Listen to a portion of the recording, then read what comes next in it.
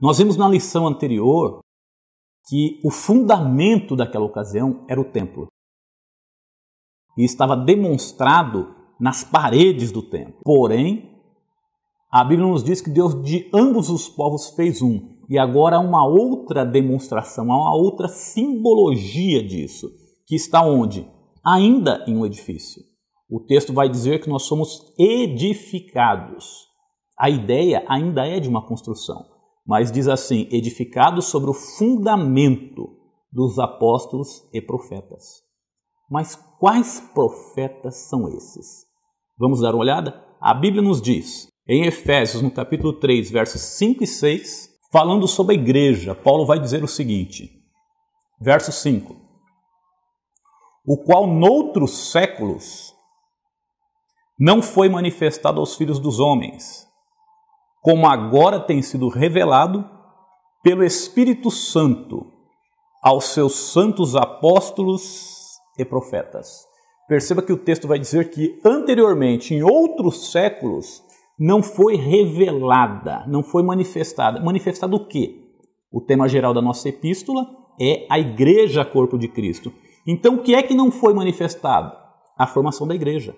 Os profetas do Antigo Testamento, eles até falavam alguma coisa sobre a conversão dos gentios, sobre a bênção do Senhor sobre os gentios, mas eles não tinham um conhecimento amplo do que seria a igreja e como seria a formação da igreja. O que nos leva a entender que esse texto que diz que nós estamos edificados sobre o fundamento dos apóstolos e profetas não se refere aos profetas do Velho Testamento, mas os profetas do Novo Testamento. A Bíblia vai nos dizer em Atos capítulo 13, verso 1, o seguinte, e na igreja que estava em Antioquia havia alguns profetas e doutores, a saber, Barnabé e Simeão, chamado Níger, Lúcio, Cirineu, e Manaém, que fora criado com Herodes, o tetrarca, e Saulo. Perceba que o texto vai dizer que havia profetas e doutores na igreja que estava em Antioquia. É claro que nós temos que entender que esse ministério de profeta do Novo Testamento, ele é diferente do Velho Testamento. Ele tem abrangência local, enquanto que o ministério profético do Velho Testamento tinha abrangência nacional. É muito simples a gente entender isso quando a gente percebe que na igreja que estava em Antioquia tinha profeta e tinha doutor. Era um ministério, um dom que Deus tinha dado para a edificação da igreja local. Na primeira carta de Paulo aos Coríntios, no capítulo 3, no verso 11, porque ninguém pode pôr outro fundamento além do que já está posto, o qual é Jesus Cristo. Perceba então que os profetas do Antigo Testamento, eles não tinham a noção desse fundamento. Eles sequer sabiam acerca da revelação do Senhor Jesus Cristo. É claro que um profeta ou outro vislumbrou isso, profetizou acerca disso. Isaías, por exemplo, vai dizer que um menino nos nasceu e um filho se nos deu, o principado está sobre os seus ombros, e o seu nome será Conselheiro, Pai Eterno, Príncipe da Paz, enfim. Mas ele não sabia exatamente o que significava isso. Então nós estamos edificados sobre o fundamento dos apóstolos e profetas, os profetas do Novo Testamento. E o texto diz que esse fundamento é Cristo. E os apóstolos, o que é que podemos dizer deles? Existem apóstolos nos dias de hoje? A que apóstolos o texto se refere? Para entendermos isso, vamos ver quais são as qualificações para ser apóstolos no sentido original da palavra. A palavra apóstolo significa mensageiro, enviado. Vamos ver então as qualificações para se tornar apóstolos no que se refere aos 12 que acompanharam o Senhor Jesus. Atos capítulo 1, no verso 21, vai nos dizer sobre a substituição de Judas. Judas havia traído o Senhor Jesus e depois disso a Bíblia diz que ele saiu para se enforcar e precipitou-se. Pedro, então, tomando a palavra, vai interpretar o Salmo e vai dizer que havia necessidade de se levantar um outro no lugar de Judas. Vamos ver as condições para isso. É necessário, pois, que dos homens que conviveram conosco, todo o tempo em que o Senhor Jesus entrou e saiu dentre nós, começando desde o batismo de João, até o dia em que dentre nós foi recebido em cima, um deles se faça conosco testemunha da sua ressurreição. Então, perceba que as condições: tinha que ter visto o Senhor Jesus, tinha que ter convivido com o Senhor Jesus, tinha que ter sido testemunha das coisas que o Senhor Jesus fez desde o seu batismo até a sua ascensão. Então, essas eram as qualificações. E a impressão que nos deixa é que o número estava restrito àqueles 12. Perceba que isso foi exigido em relação a Judas.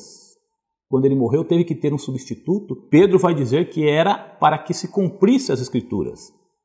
Porque a Bíblia vai nos dizer no mesmo livro de Atos que Tiago foi decapitado e não houve um substituto para ele. E aí nos surge a pergunta: se tinha que ter esse conhecimento do Senhor Jesus, por que é que Paulo foi considerado apóstolo? Ele mesmo vai dar a resposta para isso, quando ele nos diz assim no livro de Gálatas, no capítulo 1, no verso 11: Mas faço-vos saber, irmãos, que o evangelho que por mim foi anunciado não é segundo os homens, porque não o recebi, nem o aprendi de homem algum, mas pela revelação de Jesus Cristo. Então o próprio Paulo vai justificar o fato dele ser contado dentre os apóstolos. E ele vai dizer que o Senhor apareceu a ele como a um abortivo. Mas afinal, existem apóstolos hoje? A Bíblia vai nos mostrar que existe essa possibilidade. Porém, no sentido de função e não de autoridade. O que é que aqueles apóstolos originais eles tinham de diferente? A maneira como eles foram usados por Deus. Interpretaram o Velho Testamento. Pedro, por exemplo, no capítulo 2 de Atos, ele vai citar um salmo e ele vai dar a sua interpretação, coisa que ninguém tinha feito até então. Atos capítulo 2, verso 25 diz assim: Porque dele disse Davi, sempre via diante de mim o Senhor, porque está à minha direita, para que eu não seja comovido. Por isso se alegrou o meu coração e a minha língua exultou, e ainda a minha carne há de repousar em segurança, pois não deixarás a minha alma no inferno, nem permitirás que o teu santo veja a corrupção. Fizeste-me conhecido os caminhos da vida, com a tua face encherás de júbilo. E aí Pedro vai dar a interpretação. Homens e irmãos, seja-me lícito dizer-vos livremente acerca do patriarca Davi, que ele morreu e foi sepultado, e entre nós está até os dias de hoje.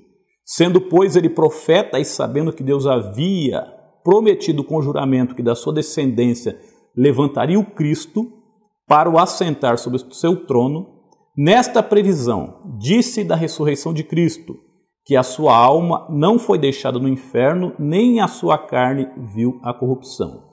Deus ressuscitou a esse Jesus de que nós somos testemunhas. Então perceba que Pedro interpretou o Velho Testamento de acordo com os acontecimentos do Novo Testamento. Isso era uma função dos apóstolos, porque eles é quem estavam colocando o fundamento da igreja. Os apóstolos também, naquele momento, como eles estavam orientando a igreja, como eles estavam edificando a igreja, eles resolviam problemas dentro da igreja. Nós podemos ver isso em Atos no capítulo 6, no verso 2, quando eles levantaram os diáconos. Por uma deliberação dos apóstolos, foram levantados os diáconos para uma importante tarefa no seio da igreja, para resolver um problema no seio da igreja. E podemos acrescentar a isso que os apóstolos, boa parte deles, escreveram o Novo Testamento, registraram as bases daquilo que a igreja acredita hoje. As doutrinas nas quais a igreja está firmada hoje foram escritas pelos apóstolos. Então, ainda que possa existir apóstolos nos dias de hoje, não se pode comparar o ministério deles com o ministério dos apóstolos originais. Agora, por que nós dizemos que pode haver apóstolos nos dias de hoje? Primeiro, porque a Bíblia vai nos mostrar que o ministério apostólico não se restringia apenas aos 12. Atos 14 vai nos dizer assim: ouvindo, porém, isto, os apóstolos Barnabé e Paulo rasgaram as suas vestes e saltaram para o meio da multidão clamando. Perceba que aqui Barnabé é chamado também de apóstolo. Isso nos mostra que existia um ministério apostólico que não estava restrito aos 12 que seguiam o Senhor Jesus. Efésios capítulo 4, versos 8, 10 e 11 nos dizem assim: por isso diz, subindo ao alto, levou cativo o cativeiro e deu dons aos homens. Verso 10. Aquele que desceu é também o mesmo que subiu acima de todos os céus para cumprir todas as coisas. Verso 11. E ele mesmo deu, uns para apóstolos, outros para profetas, outros para evangelistas e outros para pastores e doutores, querendo o aperfeiçoamento dos santos para a obra do ministério, para a edificação do corpo de Cristo. Ora, o texto vai nos dizer que Jesus, subindo ao alto, ele deu dons aos homens. E depois, o texto vai mostrar quais são esses dons ministeriais. Por que é que nós chegamos à conclusão que são dons ministeriais? Porque o texto vai dizer que querendo o aperfeiçoamento dos santos. E vai citar apóstolos, profetas, evangelistas, pastores e doutores. Ora, se nós dissermos que não existe apóstolo, para fazer uma exegese verdadeira do texto, nós temos que afirmar também que não existe um ministério de profeta, de evangelista, de pastores e de mestres.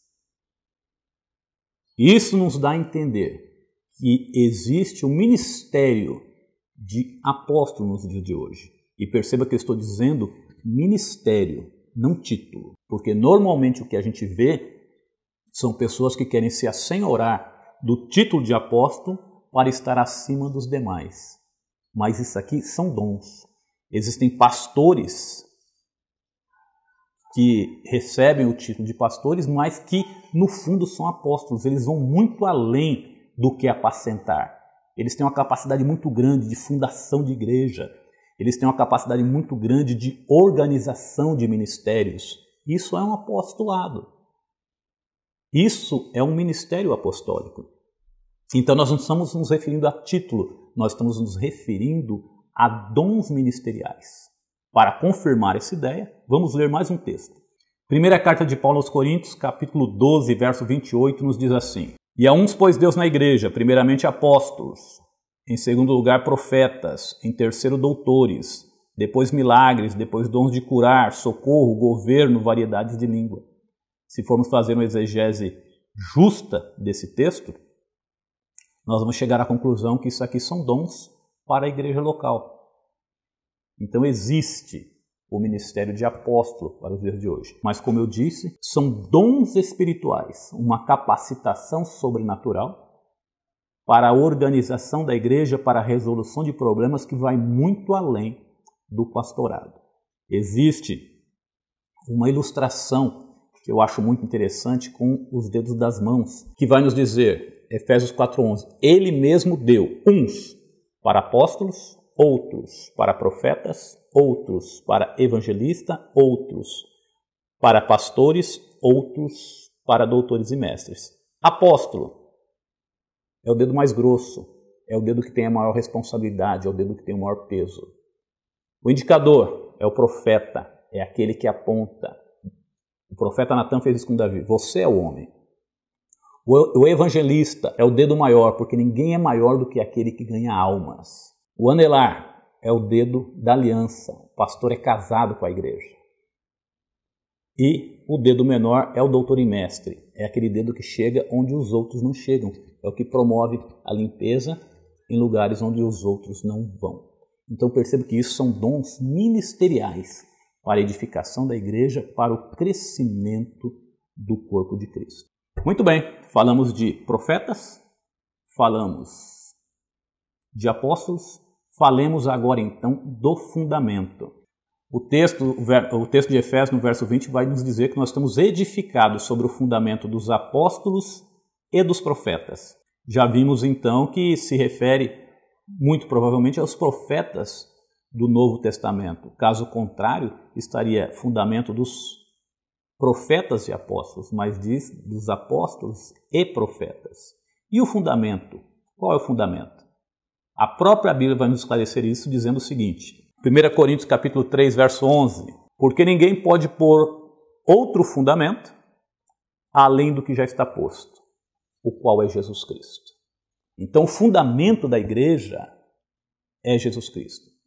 Quando o texto vai nos dizer que nós estamos no fundamento dos apóstolos e profetas, nós estamos na doutrina dos apóstolos e dos profetas. Há um texto que lança muita luz sobre isso, registrado no livro de Atos, capítulo 2, verso 42, que nos diz assim, e perseveravam na doutrina dos apóstolos, na comunhão, no partir do pão e nas orações. O texto vai dizer que eles perseveravam na doutrina dos apóstolos. Então, essa doutrina era o fundamento dos apóstolos e dos profetas. Se esse vídeo tem sido relevante para você, curta, comente, compartilhe. Se conhece algum professor de escola bíblica dominical a quem esse vídeo possa beneficiar, compartilhe com ele, ajude ele a melhorar a sua missão como professor. Seja também um inscrito no canal e não se esqueça de acionar o sininho das notificações, pois todas as vezes que nós lançarmos alguma coisa nova por aqui, você será informado. Para encerrar, eu quero analisar um texto onde dá a impressão que o fundamento da igreja está sobre uma pessoa, e eu gostaria de esclarecer isso. Evangelho de São Mateus, capítulo 16, no verso 18, nos diz assim, pois também eu te digo que tu és Pedro, e sobre esta pedra edificarei a minha igreja, e as portas do inferno não prevalecerão contra ela. Numa lida superficial dá a impressão que a igreja está edificada sobre Pedro. Porém, quando nós vamos analisar os textos bíblicos, nós vamos ver que a pedra é o próprio Senhor Jesus. Santo Agostinho interpretava esse texto da seguinte forma. Ele dizia que quando Jesus diz assim, tu és Pedro, e sobre esta pedra, qual pedra? Vamos analisar o contexto. Jesus disse assim, quem dizem ser os homens o filho do homem? Os discípulos responderam algumas coisas e Jesus diz assim, mas e vocês? Quem vocês dizem que eu sou? Pedro diz, tu és o Cristo, o Filho do Deus vivo. E após isso, então Jesus declara, sobre esta pedra eu edificarei a minha igreja. Então Santo Agostinho interpreta que a pedra, quando Jesus diz assim, sobre esta pedra, qual pedra? A pedra que Pedro acabou de citar, tu és o Cristo, Filho do Deus vivo, seria a declaração de Pedro. Se não bastasse isso, nós vemos muito texto que diz que Jesus é a pedra. Vamos ver um deles. Romanos capítulo 9, verso 33, nos diz assim, como está escrito, eu ponho em Sião uma pedra de tropeço e uma rocha de escândalo, e todo aquele que crer nela não será confundido. O texto vai nos dizer que essa pedra é o Senhor Jesus. Todo aquele que crer no Senhor Jesus não será confundido. Jesus vai confirmar isso ao dizer, em Mateus 7, 24, todo aquele que ouve as minhas palavras e as pratica, assemelhá-lo-ei ao homem que edificou a sua casa sobre a rocha. Então esse fundamento são as palavras do Senhor Jesus, ou seja, as doutrinas dos apóstolos, as doutrinas que nós encontramos nas Sagradas Escrituras. Além disso, algumas palavras de Paulo vão mostrar que não existia uma proeminência entre os apóstolos, que não existia um apóstolo superior. Ele mesmo vai registrar isso em Gálatas, no verso 9, que nos diz assim, e conhecendo Tiago, Cefas e João, que eram considerados como as colunas, a graça que me havia sido dada, deram-nos as destras em comunhão comigo e com Barnabé, para que fôssemos aos gentios e ele à circuncisão. Perceba que Paulo diz que eles eram considerados as colunas, Tiago, Cefas, que é Pedro, e João. Não existia uma coluna superior, mas esses três eram considerados as colunas. Podemos citar também que na sua segunda carta de Paulo aos Coríntios, no capítulo 13, no verso 11, que Paulo diz que ele não foi inferior a nenhum dos demais apóstolos. Isso nos mostra que eles estavam em pé de igualdade. Podemos citar ainda a atuação de Pedro na igreja em Jerusalém. Isso fica explícito no capítulo 15, quando houve um concílio ali. E a impressão que nós temos, Pedro, ele dá a abertura nesse concílio, testemunhando do que Deus havia feito acerca dos gentios, mas a impressão que nós temos é que Tiago é quem dá o fechamento e a palavra final naquele concílio, naquela reunião, naquela deliberação entre os apóstolos. Podemos acrescentar a isso o fato de, quando a igreja começou a crescer em Samaria, a Bíblia nos diz que a igreja enviou para lá Pedro e João. E isso nos leva a entender que se ele tivesse uma superioridade sobre os demais apóstolos, ele não seria enviado, mas enviaria alguém. Podemos citar também o fato de Paulo ter repreendido a Pedro em Antioquia, texto que está registrado em Gálatas no capítulo 2, a partir do verso 11, que nos diz assim: E chegando Pedro a Antioquia, ele resistia na cara, porque era repreensível, porque antes que alguns tivessem chegado da parte de Tiago, comia com os gentios, mas depois que chegaram se foi retirando e apartou-se deles, temendo os que eram da circuncisão. E outros judeus também dissimulavam com ele, de maneira que até Barnabé se deixou levar pela sua dissimulação. Mas quando vi que não andavam bem diretamente conforme a verdade do Evangelho, disse a Pedro na presença de todos: Se tu, sendo judeu, vive como gentil e não como judeu, por que obrigas os gentios a viverem como judeus? Estas e outras evidências mostram então que não havia uma superioridade entre um dos apóstolos sobre os demais. Alguém pode perguntar assim: por que Jesus disse então que daria a Pedro as chaves do reino de Deus? Ora, nós sabemos que a libertação, a liberdade, ela vem através do Evangelho. E claro, a chave é uma metáfora muito propícia para a libertação. Abre-se alguma coisa para que as pessoas saiam. E Pedro fez isso. Ele foi quem abriu as portas da liberdade para os judeus quando pregou o seu grande sermão no dia de Pentecostes. É claro que Jesus já vinha fazendo isso enquanto formava a igreja, mas depois da ascensão do Senhor, Pedro foi o primeiro a fazer isso. Abriu as portas para os judeus quando pregou o seu primeiro sermão no dia de Pentecostes e quase 3.000 almas aceitaram Jesus. E ele abre também as portas para os gentios quando vai pregar na casa de Cornélio e um grande número de pessoas que não eram judeus aceitam a Cristo como Salvador e é derramados também sobre eles o Espírito Santo. Sendo assim, a chave estava nas suas mãos e ele abre as portas do reino de Deus para os judeus e também para os gentios. Que Deus abençoe você, que Deus abençoe sua aula, que essa aula seja edificante na sua vida e no seu ministério, e na semana que vem nós estaremos juntos novamente. Não se esqueça de curtir o nosso vídeo, inscrever-se no nosso canal, ativar o sino das notificações e compartilhar com seus amigos e irmãos. Deus abençoe.